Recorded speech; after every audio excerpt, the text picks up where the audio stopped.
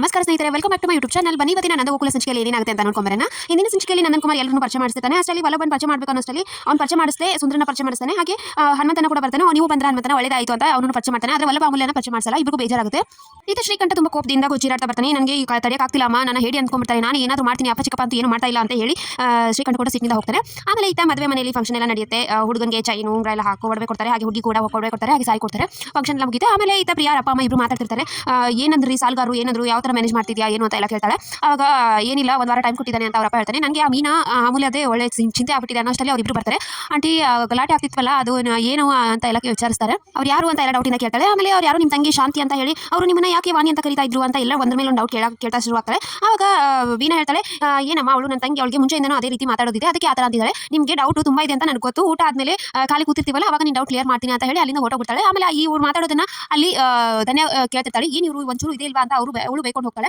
ಈತ ನಂದನ್ ಕುಮಾರ್ಗೆ ಹಾಲ್ ಓನರ್ ಬಂದ್ಬಿಟ್ಟು ದುಡ್ಡು ಯಾವಾಗ ಕೊಡ್ತೀರಿ, ಇನ್ನೂ ಕೊಟ್ಟಿಲ್ವಲ್ಲ ಅಂತ ಹೇಳ್ತಾನೆ. ಇಲ್ಲ, ನಾನು ಸಂಜೆ ಅಷ್ಟರಲ್ಲಿ ಕೊಡ್ತೀನಿ, ನನ್ನ ಮಗ ತರಕ್ಕೆ ಹೋಗಿದ್ದಾನೆ ಇವಾಗ ಅಂತ ಹೇಳ್ತಾನೆ. ಸರಿ ಆಯ್ತು ಅಂತ ಅವ್ನು ಹೋಗ್ತಾನೆ. ಆಮೇಲೆ ಈತ ಶ್ರೀಕಂಠ ರೌಡಿಗಳಿಗೆ ಮದುವೆ ಹುಡುಗ ಅಥವಾ ಹುಡುಗಿನ ಕಿಡ್ನಾಪ್ ಮಾಡಬೇಕು, ಮದುವೆ ನಡಿಬಾರ್ದು ಅಂತ ಹೇಳಿ ಒಂದು ಡೀಲ್ ಕೊಡ್ತಾನೆ. ಈತ ವಲ್ಲಭ ಬೇಜಾರಿಂದ ಕೂತಿರ್ತಾನೆ. ಅಮ್ಮ ಬಂದು ಕೇಳ್ತಾಳೆ, ಯಾಕೋ ವಲ್ಲಭ ಅಪ್ಪ ಮಾವ ಈ ಥರ ಮಾಡಿದ್ದಕ್ಕೆ ಬೇಜಾರಾಯ್ತಂತ. ಹೌದು ಕಣೆ, ಎಷ್ಟೇ ಅಪ್ಪ ನನ್ನ ಮೇಲೆ ಕೋಪ ಇದ್ರು, ನನ್ನ ಮೇಲೆ ಬೆತ್ತದಷ್ಟು ಪ್ರೀತಿ ಇದೆ ಅನ್ನೋದು ಗೊತ್ತು, ಆದರೆ ಅಲ್ಲಿ ಇದು ಮಾಡಿದ್ರಲ್ಲ ಅಂತ ಅದಕ್ಕೆ ಬೇಜಾರಾಗ್ತಾ ಇದೆ. ನನಗೆ ಮುಂಚೆಯಿಂದನೂ ಹೀಗೆ ಯಾಕೋ ಅಪ್ಪನಿಂದ ಬಯಸ್ಕೊಳ್ಳದೆ ಇರೋಕ್ಕೆ ಆಗ್ತಿಲ್ಲ, ಮಾತಾಡಿಸ್ಲೇ ಇಲ್ವಲ್ಲ, ಇವಾಗ ಇನ್ನೂ ಬೇಜಾರಾಗ್ತಾ ಇದೆ ಅಂತ ಹೇಳಿ ಕಣ್ಣೀರಾಗ್ತಾನೆ. ಅಷ್ಟರಲ್ಲಿ ಅಮೂಲ್ಯ ಖರ್ಚು ಕೊಡ್ತಾಳೆ, ಬರ್ಸ್ಕೊ ಅಂತ ಹೇಳಿ. ಸರಿ ಆಯ್ತು ಅಂತ ಹೇಳಿ ಅಲ್ಲಿಂದ ಹೊರಡ್ತಾನೆ ಅವನು. ಈತ ಮೀನಾ ಕೇಶವನ್ ಮುಂದೆ ತನಗೆ ಡೌಟ್ ಇರೋದ್ರ ಬಗ್ಗೆ ಹೇಳ್ತಾ ಇದ್ದಾಳೆ. ಅಷ್ಟರಲ್ಲಿ ನಂದನ್ ಬರ್ತಾನೆ. ಏನು ಕೇಶವ ಇನ್ನೂ ಇಲ್ಲೇ ಇದೆಯಾ, ದುಡ್ಡಿಸ್ಕೊಂಬ ಅಂತ ಹೇಳಿದ್ನಲ್ಲ, ಹೋಗು ಹುಷಾರು, ದೊಡ್ಡ ಮುಟ್ಟಿದೆ ಅಂತ ಹೇಳಿ ಕಳಿಸ್ತಾನೆ.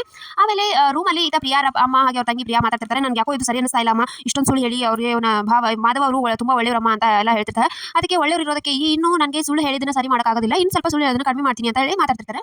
ಈತ ಧನ್ಯ ಅಮ್ಮು ಹಾಗೆ ಮೀನಾಗೆ ಬಂದು ಸರಿಯಾಗಿ ಕ್ಲಾಸ್ ತಗೋತಿರ್ತಾಳೆ. ಏನು ನೀವು ಪಾಪ ಬೀಗರು ಅಷ್ಟು ಒಳ್ಳೆಯವರು, ಅವ್ರ ಬಗ್ಗೆ ಈ ಥರ ಎಲ್ಲ ಕೇಳ್ತಿದ್ಯಾ, ನೀನು ನಮ್ಮ ಅಮ್ಮನ ಬುಟ್ಟಿ ಹಾಕೊಂಡ ಥರ ನನ್ನನ್ನು ಇದನ್ನು ಮಾಡೋಕ್ಕಾಗೋದಿಲ್ಲ, ನಿಮ್ಮ ಪಾಡಿಗೆ ನೀವು ಇದ್ರೆ ಎಷ್ಟು ಜನ ಅಂತ ಹೇಳಿ ಎಲ್ಲ ಆವಾಜ್ ಮಾಡ್ತಿರ್ತಾಳೆ. ಇದನ್ನೆಲ್ಲ ನಿಂತ್ಕೊಂಡು ವೀಣಾ ಕೂಡ ಕೇಳಿಸ್ಕೊತಿರ್ತಾಳೆ. ಹಾಗಾದ್ರೆ ಇವಳೇ ನನಗೆ ಸರಿಯಾದ ಇದು, ಅವ್ರಿಬ್ಬರನ್ನ ಮೂಲೆಗೆ ಮಾಡೋಕ್ಕೆ ಇವಳೇ ಇದು ಅಂತ ಹೇಳಿ ವೀಣಾ ಕೂಡ ಅನ್ಕೋತಿರ್ತಾಳೆ.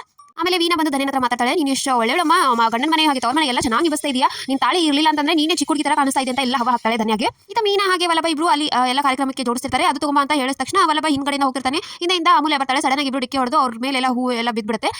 ಏನಮ್ಮು ಇಬ್ರು ರೊಮ್ಯಾನ್ಸ್ ಚೆನ್ನಾಗಿದೆ ಅಂತ ಹೇಳಿ ಮೀನಾ ಹೇಳ್ತಾಳೆ. ಅವಾಗ ಏನಿಲ್ಲ, ಇವ್ನು ಚೆನ್ನಾಗಿ ಬಂದಿದ್ರೆ ನನಗೆ ನೀವು ಮಾಡಿರೋ ತಪ್ಪಿಂದ ಈ ಥರ ಎಲ್ಲ ಅನಿಸ್ಕೋಬೇಕಾಗಿದೆ ಅಂತ ಹೇಳಿ ಇಬ್ರು ಜಗಳ ಸ್ಟಾರ್ಟ್ ಮಾಡ್ತಾರೆ. ಅಲ್ಲೇ ನಾನು ಬಂದಿದ್ದೀನಿ ಅಂತ ಇಬ್ರು ಜಗಳ ಆಡ್ತಿದ್ರೆ ಇವಾಗ ರೊಮ್ಯಾನ್ಸ್ ಚೆನ್ನಾಗಿತ್ತು ಅಂತ ಹೇಳಿ ಮೀನಾ ಕಳಿಸ್ತಾಳೆ. ಅದಕ್ಕೆ ಇಬ್ರು ಕೋಪ ಮಾಡ್ಕೊಂಡು ಹೊರಟ್ಬಿಡ್ತಾರೆ. ಈತ ನನ್ನ ಹುಡುಗರು ಫ್ಲವರ್ ಡೆಕೋರೇಷನ್ ಮಾಡದೇ ಇರೋದಕ್ಕೆ ಮಾಡ್ರಪ್ಪ ಅಂತ ಹೇಳ್ತಾನೆ. ಅಷ್ಟರಲ್ಲಿ ಓನರ್ ಬರ್ತಾನೆ.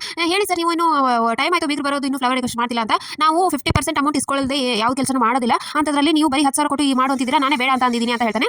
ನಾವೇನು ದುಡ್ಡು ಕೊಡದೇ ಇರೋ ವ್ಯಕ್ತಿ ಅಲ್ಲ, ನನ್ನ ಮಗನ ಕಸಿದ್ದೀನಿ ನೋಡಿ ಬಂದೇ ಬಿಟ್ಟ, ಕೇಶವ ದುಡ್ಡೆಲ್ಲೋ ಇವ್ರಿಗೆ ಕೊಡಬೇಕು ಅಂತ ಕೇಳೋಷ್ಟರಲ್ಲಿ ಕೇಶವ ಅಪ್ಪ ಚೀಟಿ ದುಡ್ಡು ಮೋಸ ಮಾಡ್ಬಿಟ್ರಪ್ಪ ಅಂತ ಹೇಳಿದ ತಕ್ಷಣ ನನ್ನ ಶಾಕ್ ಆಗ್ತಾನೆ. ಸೊ ಇಷ್ಟು ಇವತ್ತಿನ ಸಂಚಿಕೆ. ವಿಡಿಯೋ ಇಷ್ಟ ಆಯ್ತು ಲೈಕ್ ಮಾಡಿದ್ರೆ